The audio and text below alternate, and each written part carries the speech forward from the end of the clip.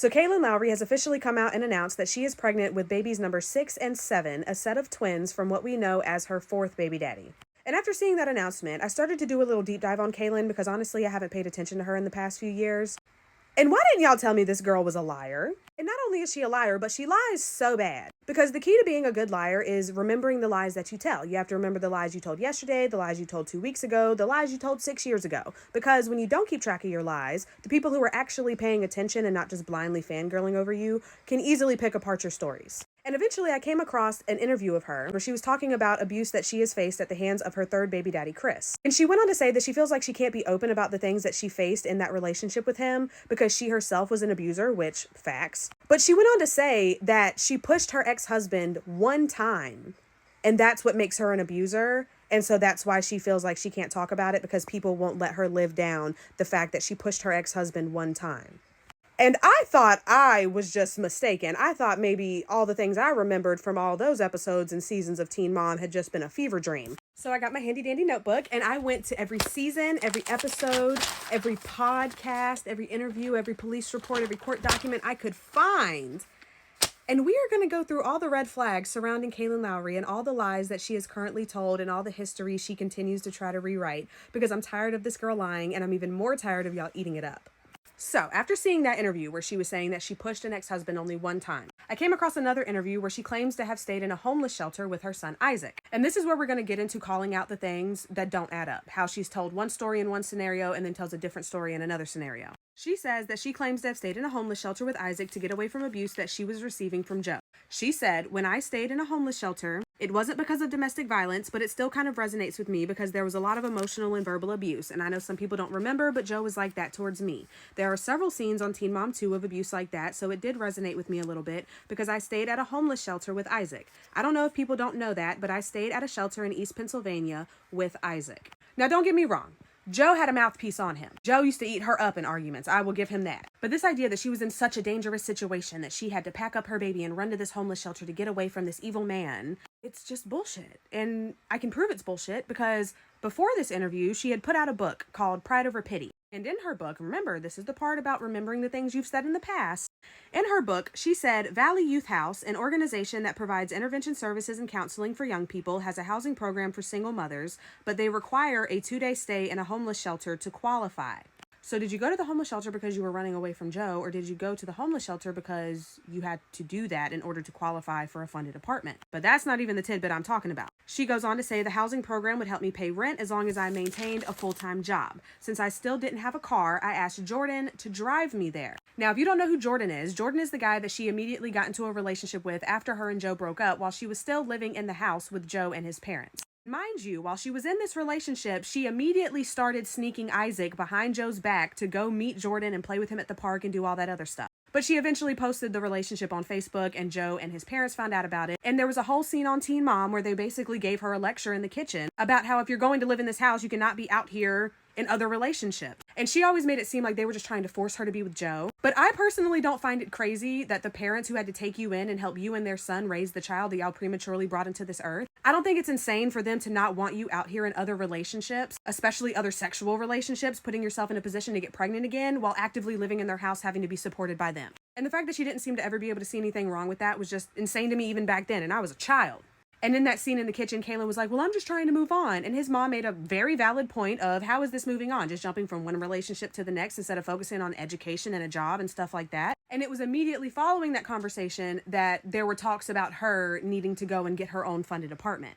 So I believe it had less to do with the fact that Joe said mean things sometimes and more to do with the fact that she wanted to play house with Jordan, and that could not happen at her baby daddy's parents' house. And remember, she said that she stayed at the homeless shelter with Isaac. But in the book, she says, "I arranged for Isaac to stay at Joe's house, but I kept everyone in the dark as to where I was going." So you're telling me that Joe and his behavior was instrumental in you needing to run away to a homeless shelter with your child. But then in a book, you tell us that you arranged for Isaac to stay at this man's house who you were claiming to be running away from and trying to get you and your child away from. She also went on to say in the book that the organization's conditions were that there could be no sleepovers once in the new place. However, Jordan began spending the majority of his time with me and was pretty much unofficially living with me in my new apartment. Finding a huge white tee or boxers in with the laundry wasn't so unusual anymore. So like I said, miss me with the I was running away from Joe nonsense. You were not running away from Joe, you were running away with Jordan, okay? And it also puts into perspective how you have always been willing to risk everything in order to have a man. Because one of the few rules they had was maintain a full job and no damn sleepovers, most likely to protect the privacy and the safety of the other people who were in this funded housing. And you risk you and your child's housing to move this boy that you just started dating in with you, knowing that if you get caught, you and your child will be put out and you have burnt your bridges with Joe. And not only that, but then you cheated on Jordan in this funded apartment with who? Joe, the one you claimed to be running away from the whole time. Cut it! Cut it! Now, second red flag. When the whole saga of Joe and Jordan and all them fell apart, she moved on to her next baby daddy, Javi. And she was bringing Isaac around Javi as well. He was around all the time. They were always hanging out doing things. But then when she shows up to drop Isaac off to Joe for his, his custody time, she saw that he had his girlfriend V, who is his now, in 2023, current wife. She saw he had his girlfriend with him. And she went off her rocker and assaulted him in his face multiple times in front of Isaac while he was holding Isaac, actually, because she didn't want some random woman around her child. Meanwhile, she was sneaking him around Jordan and she's had him around Javi. So you've had your child around two different men, regardless of how Joe felt about it, but you think you're justified in assaulting this man, striking this man in the face because he has his first girlfriend around him, the girlfriend that he has stayed with all these years. Meanwhile, you've gone on to collect babies and baby daddies like Pokemon, but I digress. Then there was speculation surrounding the fact that she was abusive towards Javi. But it's Kailyn, so just speculations, just accusations, no confirmation. Up until we got to witness her assaulting him in the face over a dog.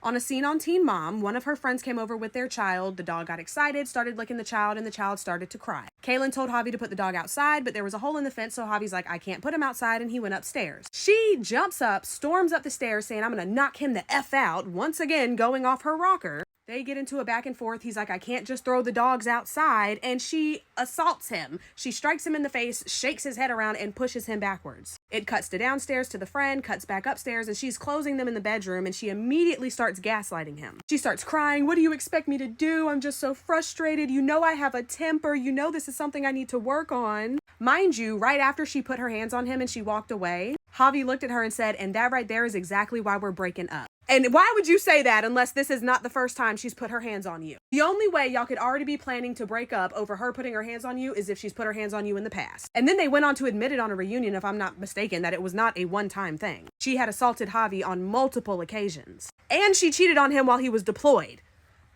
And she filed a false PFA against him. If you don't know what a PFA is, it's a fucking protective order. She filed a false protective order on him, and she was the one assaulting him around the kids. This is the second time you've assaulted one of your partners around the children y'all share. And they went on to have a very tumultuous divorce, obviously. People gave Javi a lot of judgment for how he handled that, but if you're a victim of domestic violence, I think you get a couple passes on being a little crazy after somebody's beat you in the face for the past couple years. Not to mention, she tried to use Isaac as ammunition against Javi, and it was Joe who sat Isaac down and made a promise to him that he would not lose connection with Javi regardless of what happened between Javi and Kailyn. So your ex was more mature than you were. You were trying to use Isaac as ammunition against him to hurt him. Oh, you can't see Isaac no more. With zero concern as to how that affected Isaac. Now she moves on to her next baby daddy, Chris. And I would bet all my money in the world that as much as she likes to paint herself as this victim who was just like being battered by this man, I fully believe that Chris was the first one willing to hit back. Not everybody's just going to lay there and take it. And mind you,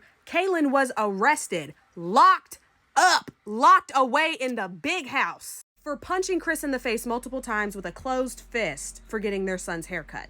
So you tell me what you think. And I'm not saying it's impossible for the abuser to become the abused, but my mom was in an abusive relationship, and if I found out her ex-boyfriend came across a woman who was letting his ass every which way but loose, I can't say I'd lose any sleep about it.